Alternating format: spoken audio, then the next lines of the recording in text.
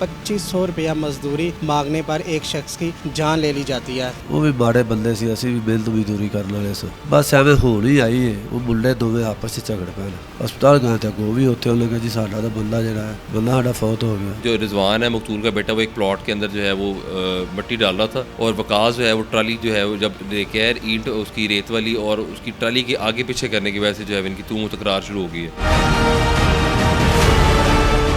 NA news की videos देखने के लिए हमारा चैनल सब्सक्राइब कीजिए और बेल के आइकॉन पर क्लिक कीजिए ताकि आप हमारी तमाम आने वाली वीडियोस से बाखबर रह सकें। बिस्मिल्लाहिर्रहमानिर्रहीम। नाज़रीन अस्सलाम वालेकुम, मैं हूं आपका मेज़बान हाफिज़ खुरम शहजाद और आप देख रहे हैं NA न्यूज़। नाज़रीन एक नई वारदात के साथ आपकी खिदमत में हाजिर हुआ। नाज़रीन 2500 रुपया मजदूरी मांगने पर एक शख्स की जान ले ली जाती है। थाना हंजरवाल के बाहर हम मौजूद हैं, यहाँ पर मुलजमान गिरफ्तार है। आइए मुलजमान से भी गुफ्तगू करते हैं कि उन्होंने 2500 रुपये मजदूरी देने की बजाय एक शख्स की जान क्यों ली। जी नाज़रीन, मोहम्मद हुसैन ठेकेदार और मुलजम आबद मेरे साथ मौजूद है। आइए इनसे बात करते हैं। सब ये बताइएगा 2500 रुपया मजदूरी थी, आपने उसकी जान ले ली। ਸਰ ਉਸकी ਮਜ਼ਦੂਰੀ 3000 ਰੁਪਇਆ ਸੀ, 500 ਮੈਂ ਦੇਤੀ ਸੀ, 2500 ਰੁਪਇਆ ਸੀ ਉਹਨਾਂ ਦਾ।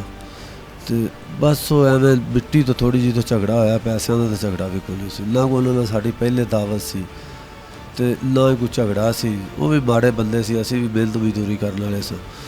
ਬਸ ਐਵੇਂ ਹੋਣ ਹੀ ਆਈ ਏ। ਉਹ ਮੁੰਡੇ ਦੋਵੇਂ ਆਪਸ 'ਚ ਝਗੜ ਪੈਣ, ਇਹ ਤੇ ਉਹ ਜਿਹੜਾ ਰਜਵਾਨ ਹੈ, ਇਹ ਦੋਵੇਂ ਆਪਸ 'ਚ ਝਗੜੇ ਨੇ। ਇਹਨਾਂ ਨੂੰ ਅਸੀਂ ਛਡਾਉਂਦੇ ਉਹਨਾਂ ਪਿਓ ਵੀ ਛਡਾਉਂਦਾ ਪਿਆ, ਮੂੰਹ ਵੀ ਛਡਾਉਂਦਾ ਪਿਆ। ਤੇ ਉਹ ਇਹਨੂੰ ਵੱਜ ਗਿਆ ਬੇਲਚਾ ਰਜਵਾਨ ਕੋਲੋਂ, ਉਹ ਭੱਜ ਗਿਆ, ਇਹ ਡਿੱਗ ਪਿਆ, ਉਹ ਭੱਜ ਗਏ ਨੇ। ਤੇ ਉਹ ਫਿਰ ਅਸੀਂ ਤੇ ਕਾਲ ਕੀਤੀ ਹੈ 15 ਤੇ। ਉਹ ਜਿਨ੍ਹਾਂ ਦੇ ਕੋਲ ਪੁਲਿਸ ਵਾਲੇ ਆਏ ਨੇ ਨਾ, ਉੱਥੇ ਵਾਹਵਾ ਟਾਈਮ ਲੱਗ ਗਿਆ ਇਹਨੂੰ। ਫਿਰ ਅਸੀਂ ਉੱਥੇ ਦਾ ਖੂਨ ਬਹੁਤ ਜਾ ਰਿਹਾ ਸੀ, ਅਸੀਂ ਉੱਥੇ ਬੈਠੇ ਰਹੇ। ਫਿਰ ਉਹ ਆਏ ਨੇ, ਉਹਨਾਂ ਕੇ ਮੌਕਾ ਵੇਖਿਆ, ਮੈਂ ਲੈ ਕੇ ਹਸਪਤਾਲ ਚਲਾ ਗਿਆ। ਹਸਪਤਾਲ ਗਏ ਤੇ ਅੱਗੋਂ ਵੀ ਉੱਥੇ ਉਹਨੇ ਕਿਹਾ ਜੀ ਸਾਡਾ ਤਾਂ ਬੰਦਾ ਜਿਹੜਾ ਹੈ ਬੰਦਾ ਸਾਡਾ ਫੌਤ ਹੋ ਗਿਆ। ਬਾਕੀ ਦੁੱਖ ਸਾਨੂੰ ਵੀ ਹੁੰਦਾ ਹੋਇਆ ਕਿ ਬਿਨਾਂ ਵਜ੍ਹਾ ਤੋਂ ਐਵੇਂ ਕੋਈ ਲੜਾਈ ਝਗੜਾ ਨਹੀਂ ਸੀ। लड़का कितने अरसे से आपके पास काम करता था? ਸਰ ਇਹਨਾਂ ਦੇ ਅੱਗੇ ਪਹਿਲੇ 2 ਮੁੰਡੇ ਹੋਰ ਸੀ, ਉਹ ਕਰਦੇ ਸੀ। ਉਹ ਕਿਤੇ ਪਤਾ ਨਹੀਂ ਕੀ ਲਿਖ ਲਏ ਸੀ। ਉਹਨਾਂ ਕਿਹਾ ਯਾਰ ਸਾਡਾ ਕੋਲ 2 ਦਿਨ ਦਾ ਟਾਈਮ ਨਹੀਂ ਹੈਗਾ। ਉਹ ਮੈਂ ਕਿਹਾ ਚੱਲ ਰੁਝਾਨ ਨੇ ਕਿਹਾ ਯਾਰ ਮੈਂ ਜਗ ਲਾ ਕੇ ਪਹਿਲਾਂ ਇਹ ਆਇਆ ਵੇ ਸਾਡੇ ਨਾਲ 2 ਦਿਨਾਂ ਤੋਂ ਸੀ। हाँ, अच्छा 2 दिन की 3000 रुपया मजदूरी बनती थी, आपने 500 रुपया दिया, 2500 रुपया उसे नहीं दिया। 2500 ਰੁਪਇਆ ਸਾਡਾ ਹੁੰਦਾ ਨਾ। ਮੈਂ ਉਹਨੂੰ ਅਸੀਂ ਰੋਜ਼ ਦੀ ਰੋਜ਼ ਜਿੰਨਾ ਕੋਈ ਉਹਨਾਂ ਨੂੰ ਖਰਚਾ ਚਾਹੀਦਾ ਹੁੰਦਾ ਨਾ ਬੰਦਿਆਂ ਨੂੰ, ਉਹ ਉਹਨਾਂ ਰੋਜ਼ ਖਰਚਾ ਲਈ ਰੱਖਦੇ ਨੇ ਬਕਾਇਆ। ਉਹ ਹਿਸਾਬ ਸਾਡੇ ਨਾਲ ਉਦੋਂ ਹੁੰਦਾ ਜਦੋਂ ਅਸੀਂ ਪਲਾਟ ਜਿਹੜਾ ਨਾ ਕਲੀਅਰ ਕਰ ਲਈਦਾ। 10 ਫੇਰੇ ਪੈਣ, 5 ਪੈਣ, ਵੀ ਉਹ ਜਿੰਨੇ ਜਦੋਂ ਫੇਰੇ ਕਲੀਅਰ ਹੋ ਜਾਂਦੇ ਨੇ ਫਿਰ ਉਹ ਜਿਹੜੇ ਬਾਕੀ ਸਾਰੇ ਪੈਸੇ ਹੁੰਦੇ ਨੇ ਉਹ ਹਿਸਾਬ ਕਰਕੇ ਸਾਨੂੰ ਅੱਗੋਂ ਮਿਲ ਜਾਂਦੇ ਨੇ ਪਲਾਟ ਤੋਂ। फिर उस हिसाब से इन लोगों दे दीजिए सारे। जब रिजवान के वालिद आए, वालिद साहब आए हैं, तो आपने झगड़ा शुरू कर दिया। आपने कहा आबद को बुला के लाओ, आपने लड़के इकट्ठे करना शुरू कर दिए। नहीं सर, लड़के कोई नहीं इकट्ठे किए, असी आप ही सां, दोवें भरा ही सां असीं, होर तो कोई बंदा नहीं सीगा। वो भी दोवें प्यो पुत्र सी, लड़े आ दोवें ने, असी तो दोवें छड़ाउंदे रहे। बात झगड़े नौबत तक कैसे पहुंची आपकी? सानू भी नहीं पता लगा भी उन्होंने ਉੱਥੋਂ ਦੇ ਮੌਕੇ ਤੋਂ ਚਲੇ ਗਏ ਨੇ, ਸਾਨੂੰ ਨਹੀਂ ਹੁੰਦਾ। रिजवान आपके पास आया है, पैसों का मुतालबा किया, आपने क्या कर ਰਿਜ਼ਵਾਨ ਤਾਂ ਕੰਮ ਕਰਦਾ ਪਿਆ ਸੀ। ਰਿਜ਼ਵਾਨ ਤਾਂ ਪਹਿਲੇ ਕੰਮ ਕਰਦਾ ਪਿਆ ਸੀ ਨਾ ਉੱਥੇ। ਉਹਦਾ ਵਾਲਦ ਵੀ ਉੱਥੇ ਸੀ ਤੇ ਟਰਾਲੀ ਉੱਥੇ ਸਾਡੇ ਤਾਂ ਘਰ ਫੌਤ ਗਈ ਸੀ, ਅਸੀਂ ਉੱਥੇ ਬੈਠੇ ਸਾਂ। ਤੇ ਉਹਨੇ ਮੈਨੂੰ ਫੋਨ ਕੀਤਾ ਵੀ ਟਰਾਲੀ ਖੁੱਭ ਗਈ ਤੇ ਉਹ ਆਣ ਕੇ ਕਢਾ ਜਾਓ। ਅਸੀਂ 2 ਟਰੈਕਟਰ ਲੈ ਕੇ ਗਏ, ਉੱਥੋਂ ਟਰਾਲੀ ਕੱਢਦੇ ਨਾਲ ਨਹੀਂ ਨਿਕਲੀ।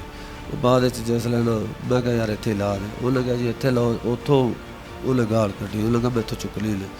ਮੈਂ ਕਿਹਾ ਯਾਰ गाली किसने निकाली? ਰਜਵਾਨ ਨੇ। ਮੈਂ ਕਿਹਾ ਯਾਰ ਤੇਰੇ ਨਾਲ ਸਾਡਾ ਫੇਰੇ ਦਾ ਠੇਕਾ ਹੈ, ਭਾਵੇਂ ਅਸੀਂ ਇੱਥੇ ਲਾ ਦਈਏ ਤੇ ਭਾਵੇਂ ਅਸੀਂ ਉੱਥੇ ਲਾਈਏ। ਤੈਨੂੰ ਜਿਹੜੇ ਸਾਡਾ ਤੇਰਾ ਟਰਾਲੀ ਦਾ ਹਿਸਾਬ ਹੈ, ਉਹ ਤੇਰੇ ਨਾਲ ਅਸੀਂ ਇਹਦੇ ਲਈ ਕੀਤੀ ਵੀ ਤੈਨੂੰ ਦੀਵਾਰ ਨਾਲ ਮਿੱਟੀ ਲਾ ਕੇ ਦੇਣੀ। ਮੈਂ ਕਿਹਾ ਮਜਬੂਰੀ ਖੁੱਭ ਗਈ, ਜਲੀਆਂ ਪਿੱਛੇ ਗਈਆਂ ਤੈਨੂੰ ਛੱਡ ਦਿੱਤੀਆਂ। ਉਹਨੇ ਉੱਥੋਂ ਗਾਲ ਕੱਢੀ, ਇਹ ਵੀ ਪਿੱਛੇ ਆ ਗਿਆ। ਮੈਂ ਉਹਦੇ ਪਿਓ ਨੂੰ ਆਉਣਾ ਪਿਆ, ਮੈਂ ਯਾਰ ਆਪਣੇ ਮੁੰਡਿਆਂ ਨੂੰ ਸਮਝਾ, ਇਹਦੀ ਜ਼ਬਾਨ ਨਹੀਂ ਠੀਕ ਤੇ ਗਾਲ ਨਾ ਕੱਢੇ। ਫਿਰ ਉਹਨੇ ਜਿਹੜੇ ਗਾਲ ਕੱਢੀ ਉਹਨਾਂ ਨੇ ਆਪਸ ਵੀ ਆ ਗਿਆ, ਦੋਵੇਂ ਲੜ ਪੈਣ। ਅਸੀਂ ਤਾਂ ਸਰ ਛਡਾਉਂਦੇ ਰਹੇ ਬਸ। आबद साहब आपकी रिजवान के साथ झगड़ा हो गया तो उनके वालिद साहब को आपने कैसे मारा? सर मैंने उसके वालिद साहब को तो हाथ भी नहीं लगाया। मैं और रिजवान दोनों एक दूसरे को मारते रहे हैं। जिन्नियां मेरे को बचियां मैं मारियां, जिन्नी रिजवान को बचियां उन्हें मारियां। और रिजवान का वालिद साहब भी छुड़वा रहा सी, मेरा भाई भी छुड़वा रहा सी। ਜਿਹੜੇ ਕੋਲ ਲੋਕ ਹੋਰ ਇਕੱਠੇ ਹੋਏ ਸੀ ਉਹਨਾਂ ਸਾਨੂੰ ਛੁਡਵਾਇਆ। ਮੈਨੂੰ ਸਾਈਡ ਤੇ ਕਰ ਦਿੱਤਾ, ਉਹਨੂੰ ਸਾਈਡ ਤੇ ਆਮਣੇ ਸਾਹਮਣੇ ਖਲੇ ਆ। ਲੜਾਈ ਖਤਮ ਹੋ ਗਈ। ਉਹਨੇ ਮੈਨੂੰ ਉਹਦੇ ਹੱਥ 'ਚ ਬੇਲਚਾ ਸੀ, ਉਹਨੇ ਮੈਨੂੰ ਮਾਰਿਆ। ਮੇਰਾ ਸਿਰ ਇੱਥੋਂ ਲੈ ਕੇ ਤੇ ਇੰਨਾ ਜਿਹੜਾ ਨਾ पहले रिजवान ने पहल किया, बेलचा मारा। ਜੀ ਸਰ, ਉਹਨੇ ਮੈਨੂੰ ਬੇਲਚਾ ਜਦੋਂ ਮਾਰਿਆ ਨਾ, ਮੈਂ ਫਿਰ ਉੱਥੇ ਡਿੱਗ ਪਿਆ। ਮੈਂ ਉਹਨਾਂ ਵੇਖਿਆ ਕਿ ਮੁੰਡਾ ਡਿੱਗ ਪਿਆ, ਖੂਨ ਬਹੁਤ ਜ਼ਿਆਦਾ ਵਗਣ ਲੱਗ ਪਿਆ। ਉਹ ਤੋਂ ਨੱਸ ਗਿਆ ਨੇ, ਉਹ ਤੋਂ ਨੱਸ ਗਿਆ ਨੇ। ਜਦੋਂ ਅਸੀਂ ਫਿਰ 15 ਤੇ ਕਾਲ ਕੀਤੀ ਹੈ, ਉੱਥੇ ਪੁਲਿਸ ਗਈ ਹੈ। उन्हें सारा वाक़या वेख्या तस्वीरां भी उन्हें रिजवान के वाले साहब को कैसे, वो जब आपको बेलचा लगा तो वो तब वो हयात थे, उसको कुछ नहीं कहा? उनके सर पे ईंट कब मारी गई?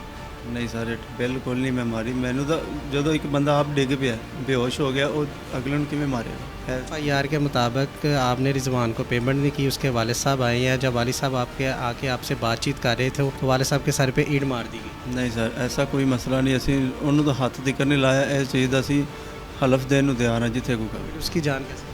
ਸਰ ਅਸੀਂ ਮੌਕੇ ਤੋਂ ਵੇਖੋ ਇੱਕ ਬੰਦਾ ਨਸ ਗਿਆ 1 ਕਿਲੋਮੀਟਰ ਦੇ ਅੰਦਰ ਘਰ ਹੈ ਉਹ ਨਸ ਗਿਆ ਬੰਦਾ ਬਸ ਇੱਥੋਂ ਤੱਕ रिजवान और उसके वालिद साहब आ गए। जी ਉੱਥੇ ਮੌਕੇ ਤੋਂ ਦੌੜ ਗਏ ਨੇ ਦੋਨੋਂ। रिजवान साहब की डेथ किस तरह, उसके वालिद साहब की डेथ किस तरह हुई? सर यही तो सानू भी समझ नहीं लगी उसकी कि लड़े आ 2 ਮੁੰਡੇ ਨੇ ਅਸੀਂ ਉਹਨਾਂ ਨੂੰ ਛਡਾ ਦਿੱਤਾ ਹੈ। ਕੋਈ ਸਾਡਾ ਐਡਾ ਉਹਨਾਂ ਨਾਲ ਕੋਈ ਅੱਲਾ ਮਾਫ ਕਰੇ ਕੋਈ ਦੁਸ਼ਮਣੀ ਨਹੀਂ ਸੀ ਹੈਗੀ ਕਿ ਜਿਹੜੀ ਅਸੀਂ ਉਹਨਾਂ ਦੇ ਪਿੱਛੇ ਗਏ ਹਾਂ ਜਾਂ ਜਿਹੜੇ ਦਾ ਸਿਰ ਪਾਟਾ ਸਾਨੂੰ ਲੋਕਾਂ ਨੇ ਕਿਹਾ ਯਾਰ ਤੂੰ ਆਪਦਾ ਭਰਾ ਹੈ ਕਰੀ ਸੰਭਾਲ ਇਹਨੂੰ ਇੱਕ ਵਾਰੀ ਸਹੀ ਕਰ, ਉਹ ਕਿਹੜਾ ਕਿਤੇ ਚੱਲੇ ਨੇ, ਉਹਨਾਂ ਨਾਲ ਤੁਸੀਂ ਬਾਅਦ ਵਿੱਚ ਜਾ ਕੇ ਗੱਲ ਕਰੀ ਜਿਹੜੀ ਕਰ ਲਿਓ। ਉਹ ਵੀ ਅਸੀਂ 1 ਤੇ ਕਾਲ ਕੀਤੀ, ਉਹ ਥੋੜ੍ਹੀ ਦੇਰ ਬਾਅਦ ਸਾਨੂੰ ਪਤਾ ਲੱਗਾ ਜੀ ਉਹ ਤੇ ਉਹਨਾਂ ਦਾ ਬੰਦਾ ਬੇਹੋਸ਼ ਹੋ ਗਿਆ, ਉਹਨੂੰ ਹਸਪਤਾਲ ਲੈ ਗਏ ਨੇ। ਮੈਂ ਤੈਨੂੰ ਮੋਟਰਸਾਈਕਲ 'ਤੇ ਲੈ ਕੇ ਜਨਾਹ 'ਚ ਆਇਆ ਵਾਂ ਤੇ ਅੱਗੋਂ ਮੈਂ ਆਇਆ ਵਾਂ ਤੇ ਅਸੀਂ ਤਾਂ ਲੇਟ ਹੋ ਗਏ ਨਾ, ਉੱਥੇ ਚੌਂਕੀ ਗਏ ਪਹਿਲੇ ਉੱਥੇ ਬੈਠੇ ਰਹੇ, ਉੱਥੋਂ ਚੌਂਕੀ ਆਏ ਜਿਹੜੇ ਅਸੀਂ ਅੱਗੇ ਆਏ ਤੇ ਉਹ ਸਾਡੇ ਆਉਣ ਤੋਂ ਪਹਿਲੇ ਉੱਥੇ ਸੀ ਹਸਪਤਾਲ ਉਹ ਪਹੁੰਚੇ। ਫਿਰ ਉਹ ਸਾਡੇ ਬਾਕੀ ਫਿਰ ਉਹਨਾਂ ਨੂੰ ਉਹ ਉਸ ਵੇਲੇ ਗੁੱਸੇ ਜੋ ਸਾਡੇ ਹੱਥੀਂ ਪਏ ਨੇ ਉਹ ਫਿਰ ਉੱਥੋਂ ਸਾਨੂੰ ਉਹਨਾਂ ਨੇ कमरे बंद कर ਦਿੱਤਾ। आपने उसके सर पे कोई चीज़ नहीं मारी, कुछ नहीं किया, वो जो उनका बेटा रिजवान वो भी ठीक था, वाला साहब भी ठीक थे, आपके भाई को चोट लगी थी। लगी बस। लेकिन नाज़रीन ये आप देख सकते हैं पोस्टमार्टम रिपोर्ट भी ये स्क्रीन पे चल रही होगी, आप इसमें देख सकते हैं पोस्टमार्टम में भी आया है कि रिजवान के वालिद साहब को पीछे से हिट की गई है, उसके सर में ईंट मारी गई जिसकी वजह से वो जो ईंट थी उसकी मौत का बाइस बनी। जी नाज़रीन इंचार्ज इन्वेस्टिगेशन सैयद कमर अब्बास साहब थाना हंजरवाल हमारे साथ मौजूद है। बहुत शुक्रिया सैयद साहब आपका। मेरी मुलजमान से बात हुई, उनका कहना है कि हमने जब वो रिजवान के वालिद साहब को हमने उनको कोई हिट नहीं की, उनके कोई सर पे चीज़ नहीं मारी, असल हकीकत क्या है? असल में ये कि 3 मार्च का जो है इंसिडेंट है, हमें इतला ये मिलती है कि एक बंदा जो है नूर मोहम्मद वल्द मोहम्मद याकूब वो ज़ख्म किताब ना लाते हुए जो है वो जनाज़ अस्पताल में इंतकाल कर गया। हम जब मौके पर जाते हैं, मौके पर जाकर हमारी जो सर्विलेंस है हम अपने क्राइम सीन को कार्डन ऑफ करते हैं। कार्डन ऑफ करने के बाद फ्रांसिक लेबॉर्ट्रीज़ मोबाइल CRO जो है हमारी सारी उनको वहाँ पर बुलाते हैं। क्राइम सीन को प्रिजर्व करने के बाद जो ऐनी शाहिदीन है वहाँ पे उनको प्रोसेस करते हैं सारा। उसके बाद जो है मुलजमान को जो है हम ज़ेर हिरासत अपने लेके आते हैं। उसमें जो चीज़ बात सामने हमारे ये आती है कि जो रिजवान है मकतूल का बेटा वो एक प्लॉट के अंदर जो है वो मिट्टी डाल रहा था और वकास जो है वो ट्राली जो है वो जब लेके आए ईंट उसकी रेत वाली और उसकी ट्राली के आगे पीछे करने की वजह से जो है इनकी तू तकरार शुरू हो गई है। इसमें यह है कि वकास ने फिर अपने ठेकेदारों को मोहम्मद हुसैन को राबित को जो है वो बुला लिया और रिजवान ने अपने बाप मकतूल जो यानी कि नूर मोहम्मद वल्द मोहम्मद याकूब को बुला लिया। जब ये चारों लोग वहाँ पर इकट्ठे हो जाते हैं तो इनका जो है आपस में झगड़ा और तू तकरार से बाद जो है फिज़िकल झगड़े पर आ जाती है। उसी दौरान जो है वो एक बेलचा जो है वो उसके लगता है आबिद हुसैन मुलजम के। उसके बाद जो है लड़ाई जो है वो भी क्लियर नहीं है, उसको भी हमारे पास कोई ऐसी एप्लीकेशन नहीं आई मुलजमान की तरफ से क्रॉस वर्शन के पॉइंट ऑफ व्यू से। उसमें फिर ये है कि उसके बाद हमने जो है वो चीज़ें जब कम्प्लीटली वेरीफाई की हैं उसमें ये पता चला है कि कोई इसके लड़ाई झगड़े के दौरान ही नूर मोहम्मद के जो है वो किसी वाइटल पार्ट के ऊपर जो है वो कुछ पंच लगा है या व्हाट्सएवर कोई ईंट लगी है, उसके ब्रूजेस जो हैं वो उसके ऊपर भी हैं, जो हमारे एंटीमार्टम पोस्टमार्टम रिपोर्ट आई है उसके ऊपर भी, और उसके गर्दन के ऊपर भी ब्रूजेस हैं। तो उसका बेसिकली इस हद तक यानी कि मौत तक पहुंच जाना जो है वो एक इसी वक़ुआ की वजह से ही है। वो चाहे वो हार्ट अटैक है, वो चाहे वो उसकी ज़रबात उसके ऊपर ज़्यादा आने की वजह से है सारा मामला। ये फर्दर मैटर ऑफ इन्वेस्टिगेशन है, मुलजमान हमारे पास है फिज़िकल रिमांड के ऊपर है। हम तफ्तीश कर रहे हैं, जैसे ही जो है सूरत हाल होगी फ्रांसिक लेबॉर्ट्री की जो रिपोर्ट आएगी उसके बिना पर जो है हम इसके ऊपर मुनसर करते हुए रिपोर्ट को फैसला करेंगे। देखने में नाज़रीन को ये भी बता दें, अगर 2 पार्टियों के दौरान झगड़ा हो रहा है, अगर एक पार्टी हिट नहीं करती या हार्ट अटैक की वजह से जैसे आप कह रहे हैं तो मुलज़म क्या नाम है इंतकाल कर जाता है शख्स, तो उसका जो सारा किस्सा है वो जो मुद्दई उसके मुलजमान पार्टी के ऊपर आता है सारा। इसमें ये है कि मैंने जिस तरह बताया कि पोस्टमार्टम रिपोर्ट के ऊपर इंजरीज जो हैं वो 2 इंजरीज उन्होंने बताई हैं, एक नोज़ के ऊपर है, एक ब्रूजेज है यहाँ पर गर्दन के ऊपर। इट मीन्स कि इनका झगड़ा तो हुआ है वहाँ पर, उस झगड़े के बिना पर ही जो है वो ये बंदा जो है इंतकाल कर गया और क्राइम सीन के ऊपर इसकी डेथ होगी। जब ये बंदा जनाज़ अस्पताल पहुँचता है तो वो बताते हैं कि ये बंदा 10-15 मिनट पहले ही जो है वो इसका इंतकाल हो चुका है। इट मीन्स कि ये बंदा जो है वो लड़ाई झगड़े के दौरान इसकी जो है वो डेथ हुई है। फर्दर जो है वो देखेंगे अगर इसको हार्ट अटैक हुआ है तो वो 322 या 316 कत्ल बिल खता या कत्ल बिल सबब के अंदर बातें जो है वो चली जाएंगी, ये मामला चले जाएंगे। ये फर्दर जो है एक लीगल कंसल्टेशन का मामला है, इसको हम देख रहे हैं अभी तक इस मामले में। जी नाज़रीन, आपने सैयद कमर अब्बास साहब की गुफ्तगू सुनी, अभी ये तफ्तीश जारी है, तफ्तीश मुकम्मल होगी तो सारे हक़ाइक़ आपके सामने आएगी। अभी हम जो मुद्दई पार्टी है उनके पास जाएंगे और जो हकीकत क्या है वो भी आपके सामने लेकर आएंगे।